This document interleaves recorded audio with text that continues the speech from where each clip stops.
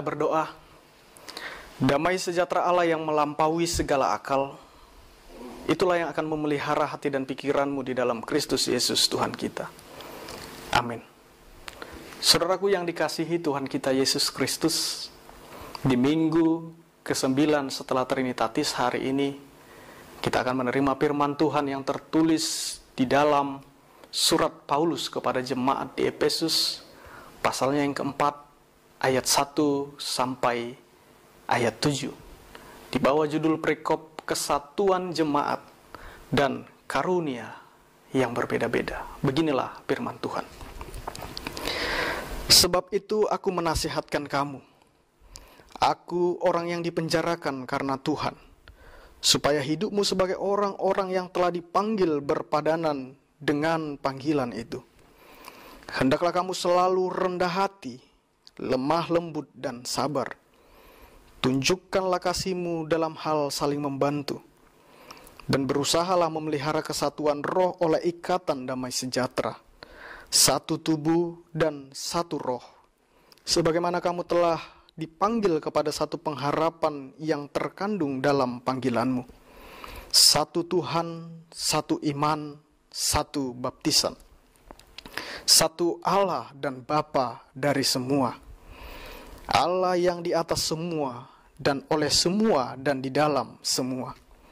Tetapi kepada kita masing-masing telah dianugerahkan kasih karunia menurut ukuran pemberian Kristus. Demikian pembacaan firman Tuhan. Saudaraku, kelima jari yang kita miliki ini mempunyai nama, bentuk, dan kegunaan yang berbeda. Ada jari yang lebih tinggi daripada jari lainnya. Sebaliknya ada pula yang diciptakan lebih pendek. Jempol atau ibu jari sering digunakan untuk memberikan pujian. Telunjuk digunakan untuk menunjuk ataupun memberi perintah. Ada juga jari tengah, yaitu sebagai jari yang paling tinggi. Jari manis, jari yang terpilih untuk menjadi tempat cincin yang indah. Sedangkan jari kelingking, ini adalah jari yang paling kecil, jari yang paling lemah, sering digunakan untuk menjadi simbol janji atau ungkapan maaf. Kelima jari ini diciptakan begitu unik dan berbeda satu dengan yang lainnya. Tetapi perbedaan tersebut tidaklah kemudian membuat mereka bergerak sendiri semau mereka. Dengan setiap kelebihan dan kekurangan yang mereka miliki, mereka bersatu untuk mencapai tujuan tertentu. Mulai dari memegang barang, menulis, mengetik, main musik, dan membantu anggota tubuh lainnya.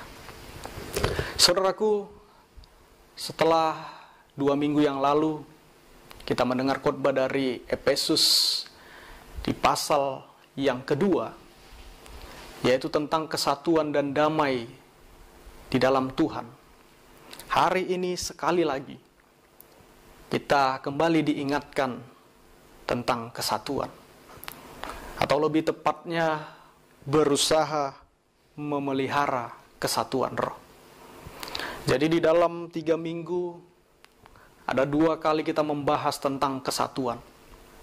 Itu artinya kesatuan itu adalah sesuatu yang sangat penting untuk diwujudkan dan dipelihara di tengah-tengah kehidupan kita.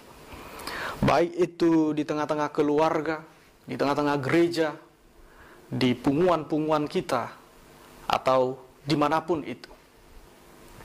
Karena selain sebagai panggilan kita sebagai orang-orang yang telah dipersatukan melalui darah Kristus, dengan terwujudnya, dengan terpeliharanya kesatuan, maka sejatinya persaudaraan akan mendatangkan berkat dari Tuhan. Ya, persaudaraan yang rukun, itu akan mendatangkan berkat dari Tuhan. Sebagaimana yang dituliskan di dalam kitab Mazmur, pasalnya yang ke-133 itu. Namun sebaliknya, jika ada gereja yang terus-menerus mengalami konflik, mengalami masalah, maka gereja itu tidak akan maju dan tidak akan menjadi berkat. Bahkan gereja itu akan mengalami kemunduran. Dan gereja semacam itu bukanlah gereja yang memuliakan Tuhan. Nah, saudaraku, kalau dikatakan berusaha memelihara kesatuan roh, itu berarti sudah ada yang mau dipelihara. Dan dari pengertian ini, kita tidak sedang disuruh untuk mencipta. Kita tidak sedang disuruh untuk membangun. Dan kita tidak disuruh untuk membuka kesatuan roh itu. Tetapi apa? Kita disuruh untuk memelihara. Itu artinya kesatuan roh itu sudah ada. Tinggal bagaimana kita memeliharanya. Di ayat 4 dan di ayat 5 jelas dikatakan kesatuan umat Allah itu sudah ada. Karena hanya ada satu roh. Umat Allah sudah menjadi satu karena memiliki dan didiami oleh roh yang sama. Umat Allah sudah menyatu karena memiliki satu pengharapan, satu iman, satu baptisan yang bersumber dari satu Tuhan. Kesimpulannya, kesatuan roh itu sudah ada. Dan orang Kristen dinasihatkan serta diperintahkan Paulus untuk memelihara kesatuan itu. Saudaraku, kalau kita mau jujur, justru sebenarnya disinilah persoalannya. Justru disinilah kesulitannya. Seperti kata orang bijak, mempertahankan itu jauh lebih sulit daripada merebut. Begitu juga dengan kesatuan itu. Memelihara kesatuan itu jauh lebih sulit daripada membuatnya. Ibarat seorang olahragawan untuk menjadi yang terbaik, untuk menjadi yang nomor satu, itu jauh lebih mudah daripada mempertahankannya. Kita misalkanlah di dunia sepak bola, ada saja dari para pemain sepak bola itu tahun ini dia menjadi yang terbaik, dia menjadi nomor satu. Namun di tahun-tahun berikutnya dia tenggelam, tidak ada lagi prestasinya. Bahkan yang lebih ironis, di timnya dia justru menjadi pemain cadangan. Nah, itu semua bisa terjadi karena dia tidak mampu mempertahankan. Itu bisa terjadi karena dia tidak mampu untuk menjaga ataupun memelihara. Jadi kemampuan itu ataupun prestasinya itu yang awalnya sudah dia genggam, itu tidak bisa bertahan lama. Hanya sementara saja. Maka demikian pula halnya dengan kesatuan roh itu. Kesatuan roh itu sudah ada. Sekarang bagaimana agar kita bisa memelihara kesatuan roh itu? Saudaraku, di tengah-tengah bahaya perpecahan, tengah-tengah bahaya perselisihan dan perseteruan yang dialami jemaat di Efesus ketika itu, Paulus memberikan sebuah resep. Paulus memberikan sebuah rumus. Memelihara kesatuan itu harus dinyatakan dalam praktek kehidupan kita sehari-hari. Artinya, orang Kristen harus menerapkan sikap rendah hati, lemah lembut, sabar, serta menunjukkan kasihnya terhadap sesama dalam menjalankan kehidupannya, baik di tengah-tengah persekutuan gereja maupun di tengah-tengah masyarakat. Bisa kita bayangkan betapa indahnya kehidupan yang seperti ini bila terjadi di dalam gereja kita. Betapa indahnya kehidupan yang seperti ini bila terjadi di tengah-tengah setiap persekutuan kita. Masing-masing anggota menerapkan sikap rendah hati, lemah lembut, sabar, serta menunjukkan kasihnya. Luar biasa, saudaraku. Membayangkan kesatuan yang demikian saja sudah sangat indah. Apalagilah kalau kesatuan yang demikian itu bisa benar-benar terwujud di tengah-tengah persekutuan kita.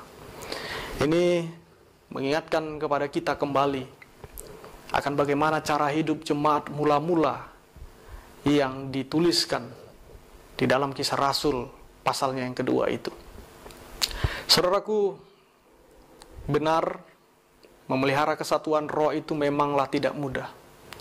Tidaklah semudah mengatakannya.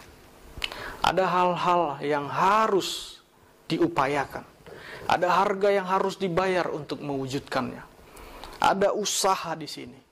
Bahkan diperlukan pengorbanan di sini. Apalagi di tengah-tengah banyaknya roh-roh dunia saat ini yang bisa memecah belah satu dengan yang lainnya. Ada roh penghujat, ada roh pangguturi, ada roh keegoisan, roh merendahkan orang lain. Ada juga disebut yang namanya roh hotel. Hosom, teal, elat, dohot, late. Membuat kita semakin berjuang untuk mengupayakannya. Apapun tantangan, apapun kesulitan yang harus kita hadapi, kesatuan roh itu haruslah kita pelihara. Inilah doa Yesus untuk murid-muridnya yang dituliskan di dalam Yohanes 17 ayat 21 sebelum Yesus ditangkap dan disalibkan. Ut omnes unum sin, supaya mereka semua menjadi satu. Dan di dalam mengupayakan, mengusahakan, memelihara kesatuan itu, kasih harus menjadi daya sentral. Kasih harus tetap menjadi sebuah power, tenaga penggerak dalam memelihara kesatuan ini. Sama seperti kesatuan roh itu boleh ada, boleh kita terima karena kasih Allah yang telah mengorbankan anaknya yang tunggal sebagai korban penebusan. Saudaraku, harus kita akui salah satu faktor utama terjadinya perpecahan, perselisihan di tengah-tengah perkumpulan kita. Itu semua disebabkan karena kegagalan kita sebagai orang Kristen yang menyebut diri sebagai pengikut Kristus. Saya mau katakan, jangan jadikan kekristenan itu hanya sekedar agama saja. Tetapi jadikanlah kekristenan itu menjadi gaya hidup, sebagai cara hidup kita. Sebagai murid Yesus, sebagai pengikut Kristus, maka gaya hidup kita, maka cara hidup kita juga harus meneladani Kristus. Ada sebuah kisah yang sangat terkenal, sebuah kisah tentang pengalaman seorang yang bernama Mahatma Gandhi. Dia adalah seorang pemimpin spiritual umat Hindu dan seorang politikus serta pejuang kemerdekaan India. Ia pernah mengatakan, "Saya suka Kristus Anda, tetapi saya tidak suka dengan orang Kristen Anda." Perkataan ini ia sampaikan kepada seorang misionaris yang bernama Stanley Jones, yang mempertanyakan kepadanya, "Mengapa Anda menolak untuk menjadi pengikut Kristus?" Tidak hanya mengatakan, "Saya tidak suka dengan Kristen Anda, saya suka dengan Kristus Anda." Gandhi juga mengatakan, jika orang Kristen benar-benar hidup menurut ajaran Kristus, seperti yang ditemukan di dalam Alkitab, maka hari ini seluruh India sudah menjadi Kristen.